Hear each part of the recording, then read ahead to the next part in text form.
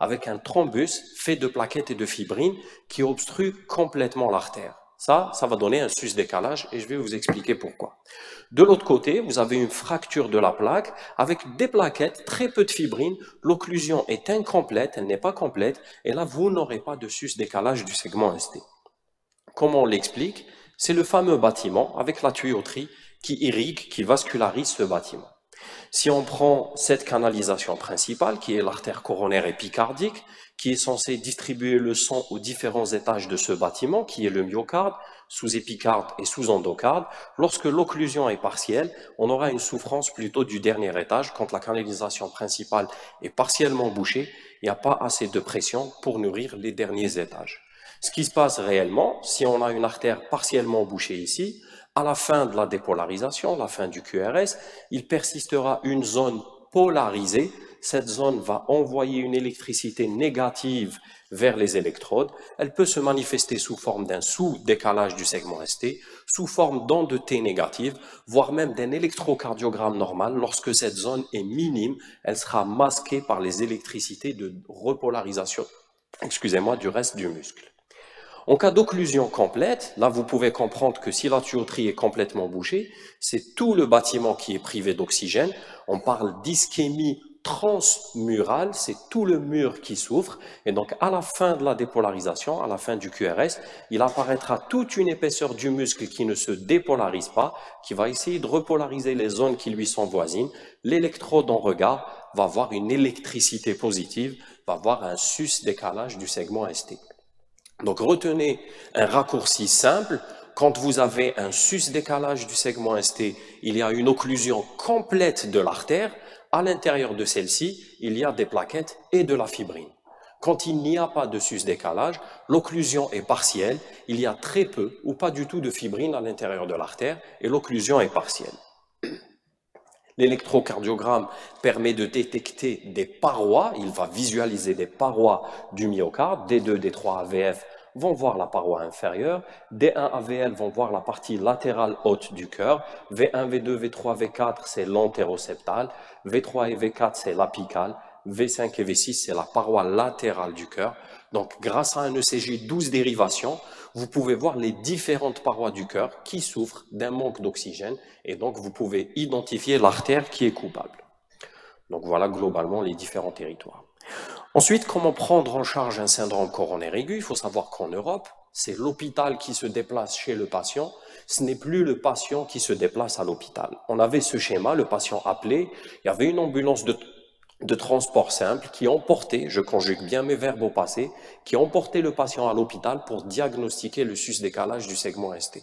Ce qui se passe actuellement en Europe, le sens de la flèche est inversé, le patient appelle, l'hôpital se déplace à la maison, l'électrocardiogramme est fait à la maison, au lieu de travail du patient, il est transporté dans une ambulance médicalisée qui peut commencer à le prendre en charge, qui peut même faire de la thrombolyse préhospitalière lorsque c'est nécessaire, et quand il arrive à l'hôpital, il n'arrive pas pour un diagnostic, mais il arrive pour un cathétérisme, pour un geste salvateur, réparateur de l'artère qui est bouchée.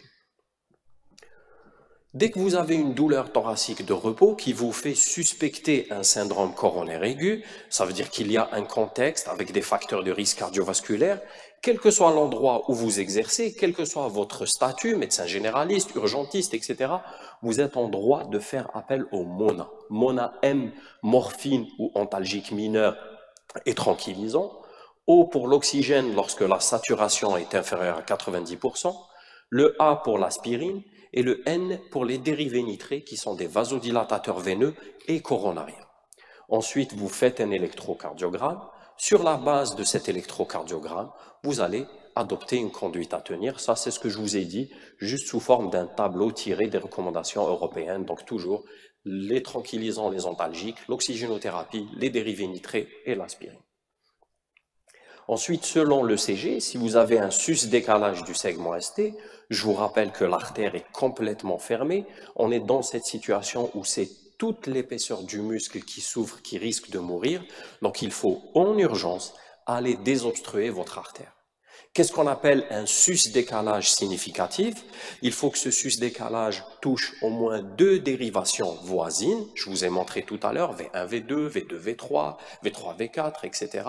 Il faut qu'il persiste 20 à 30 minutes et on a une certaine exigence sur son amplitude. Pour V2 et V3, pour les hommes de moins de 40 ans, on demande 2,5 mm au moins. Pour les hommes de plus de 40 ans, 2 mm en sus-décalage en V2 et V3. Pour les femmes, à partir de 1,5 mm, le sus-décalage est dit significatif. Pour les autres dérivations, 1 mm est suffisant pour dire que le sus-décalage est significatif. Encore plus, V7, V8, V9, ce sont des dérivations postérieures qu'on va mettre dans le dos. 0,5 mm, c'est suffisant pour dire que le sus-décalage est significatif. À partir de là, il faut ouvrir votre artère en urgence parce que le muscle est en train de mourir. C'est une course contre le temps. Chaque minute de perdu, c'est 11 jours d'espérance de vie de perdu. Chaque minute de perdu, c'est 30 mg de myocarde de perdu. Donc c'est une vraie course contre la montre. Il faut rapidement ouvrir notre artère par 2 méthodes, soit par l'angioplastie, réparation vasculaire avec mise en place d'un stent, ou par thrombolyse ou fibrinolyse qui se fera de plus en plus par des produits spécifiques et je vais vous en parler. Il ne faut pas perdre de temps, l'électrocardiogramme doit être obtenu en 10 minutes. Donc bonjour docteur, j'ai mal à la poitrine. 10 minutes, je dois avoir le diagnostic avec le sus-décalage ou pas du segment ST. Il faut vraiment gagner du temps. Une fois que vous avez le diagnostic, vous allez vous mettre dans un schéma où vous allez d'abord voir les délais patients et les délais du système. Les délais patients, c'est au bout de combien de temps le patient est venu consulter chez vous. Si le patient arrive et que vous lui dites ça fait combien de temps que vous avez mal et que sa douleur remonte à moins de 12 heures, on est dans la première partie de ce dessin. On est dans cette partie-là. À moins de 12 heures du début de la douleur, on a le droit de proposer l'injection de thrombolytique ou l'angioplastie. Par contre, si ça fait plus de 12 heures qu'il a mal, il n'y a plus que l'angioplastie, qui est obligatoire s'il a toujours mal, qui peut se proposer s'il n'a plus mal dans les 48 premières heures, et qui est interdite chez le patient asymptomatique au-delà de 48 heures. On estime que tout ce qui devait mourir est mort, et donc ça ne sert à rien d'exposer le patient à une intervention. Il faudra compléter par la suite, à distance, par une scintigraphie à la recherche d'une viabilité. Donc dans les 12 premières heures, injection versus stent. À partir de la 12e heure, il n'y a que le stent qui est obligatoire si le patient a toujours mal, proposable dans les 48 heures si le patient n'a plus mal, interdite au-delà de 48 heures si le patient n'a plus mal. Maintenant, je reviens aux 12 premières heures. Comment je choisis entre le stent et l'injection? Ça, c'est le délai système. On a vu le délai patient, maintenant c'est le délai système. Au bout de combien de temps je peux réaliser mon angioplastie? Si je peux la faire en moins de 120 minutes, c'est-à-dire je suis dans un hôpital, je peux transférer mon patient vers un centre qui va lui faire l'angioplastie en moins de 2 heures et le centre qui va le recevoir est prêt à le recevoir, la salle est fonctionnelle, le matériel est disponible, l'angioplasticien est disponible et que je peux faire les 120 minutes, on préfère l'angioplastie. Si je ne peux pas la faire en 120 minutes, on va thromboliser. Ensuite, on surveillera le succès ou l'échec de thrombolyse en réalisant un électrocardiogramme à 60 voire 90 minutes pour guetter, surveiller la régression du sus-décalage de 50%. Si le sus-décalage diminue de 50%, c'est un succès de thrombolyse. Je vous rappelle qu'on parle d'athérothrombose, la thrombolyse détruit le thrombus. On a 24 heures pour faire une coronarographie pour traiter l'athérome. On n'a pas encore traité l'athérome. Par contre, en cas d'échec de thrombolyse, c'est-à-dire qu'on n'a pas la régression du ST, on va aller vers une angioplastie de sauvetage le plus vite possible, selon les délais de votre région, le plus vite possible. Bien sûr, cette angioplastie va être encadrée par un traitement, donc une double antiagrégation plaquettaire, de préférence de l'héparine, à défaut de l'HBPM, de l'héparine fractionnée. Si vous décidez de thromboliser, il vaut mieux préférer les thrombolytiques spécifiques, métallyse, actylyse, Pour la métalyse, à partir de 75 ans, vous allez injecter la moitié de la dose pour réduire les AVC hémorragiques, sans pour autant réduire l'efficacité de la thrombolyse. Bien sûr, aspirine, clopidogrel qui seront prolongés pendant une année, et vous pouvez maintenir l'héparine de bois-poids moléculaire jusqu'à la sortie du patient, qui peut se faire jusqu'à 8 jours après la thrombolyse. Une fois que vous avez reperfusé votre patient, il est resté hospitalisé quelques jours, il va sortir avec une ordonnance contenant le basique, bêta-bloquant, aspirine, statine, IEC et un deuxième antiagrégant plaquettaire qui peut être du clopidogrel ou du ticagrelor qui est actuellement disponible dans certains centres et bien sûr la prévention secondaire. Ça, c'est le plus dangereux, le sus-décalage du ST. Maintenant, qu'est-ce que vous faites quand vous n'avez pas de sus-décalage du segment ST? Je vous rappelle que la plaque est fracturée, il y a une obstruction par un thrombus qui est incomplète, donc vous vous rappelez, incomplète, et ce thrombus est fait surtout de plaquettes. Il y a très peu ou pas du tout de fibrine. Qu'est-ce qu'il faut faire? Ou plutôt, d'abord, qu'est-ce qu'il ne faut pas faire? Vous étiez dans le sus-décalage du segment ST, la situation qu'on vient de décrire, sur ça. Une occlusion complète, plaquettes et fibrine, les trois territoires devaient mourir. Vous avez fibrinolisé, vous avez détruit le thrombus, une grande partie de débris est partie là, ce territoire devait mourir, il a fini par mourir. Ces deux territoires ont été sauvés. Les débris qui sont là, vous allez maintenir l'HBPM quelques jours, ça va fondre. Dans le N-stémie, ou le syndrome coronaire sans sus-décalage du segment ST, on est ici. Aucun des territoires ne va mourir tout de suite. Les trois territoires souffrent d'un manque d'oxygène, mais aucun ne va mourir tout de suite. Soit il n'y a pas de fibrine, et ça va être inefficace et dangereux. Vous pouvez faire saigner avec le fibrinolytique. Soit il y a très peu de fibrine, les fragments vont être très gros, et vous allez tuer un territoire qui ne devait pas mourir, et le bilan, quel que soit X, de la thrombolyse dans le N-stémie est négatif, néfaste. Au mieux, vous n'allez rien faire et vous allez exposer votre patient à une hémorragie. Au pire, vous allez accélérer la mort de certains territoires myocardiques qui ne devaient absolument pas mourir au départ. Donc, on ne thrombolise jamais l'absence de sus-décalage du segment ST. Ce qu'il faut faire, doser la troponine. Vous avez deux schémas, H0H1 ou H0H2, qui sont identiques. Premier dosage, deuxième dosage 1 heure ou 2 heures après. Si les deux dosages sont non concluants, vous avez même le droit de rajouter un troisième dosage de la troponine. Une fois que vous avez les dosages de la troponine, vous allez utiliser des scores de risque. Il ne faut pas oublier que la troponine peut augmenter pour d'autres raisons. Donc la troponine ne veut pas dire syndrome coronaire, mais la troponine s'interprète selon votre suspicion diagnostique. Si vous avez un patient qui a mal et qui a des facteurs de risque, la troponine élevée signifie syndrome coronaire. Mais sinon, vous avez d'autres causes d'augmentation de la troponine qui sont résumées ici. Une fois que vous avez vos résultats, vous allez stratifier le risque. L'outil le plus adéquat pour la stratification du risque, c'est le Grace Score qui est téléchargeable sur les téléphones. Vous allez introduire des items, la tension artérielle du patient, son stade Killip, est-ce qu'il crépite dans ses poumons ou pas, l'aspect ECG, le taux de troponine, la fonction rénale, etc. Et il va vous donner un chiffre en vous disant ce chiffre correspond à un haut risque ou à un risque intermédiaire. Sinon, vous avez la méthode des trois doigts, des Européens, des Français plutôt, troponine positive, sous-décalage du ST et diabète. L'existence des trois signifie qu'on est face à un patient à très haut risque. Ceci va aboutir au schéma qu'on a ici. En cas d'insuffisance cardiaque, choc cardiogénique, douleur réfractaire, arythmie, complications mécaniques, c'est un sujet à très haut risque. On le prend en charge exactement comme le ST+, sauf qu'on ne le thrombolise pas. Ça veut dire angioplastie en 120 minutes, dans les 2 heures. Score de Gray supérieur à 140, sus-décalage non persistant ou bien sous-décalage du ST et de l'an de T, on a 24 heures pour faire la coronarographie et l'angioplastie.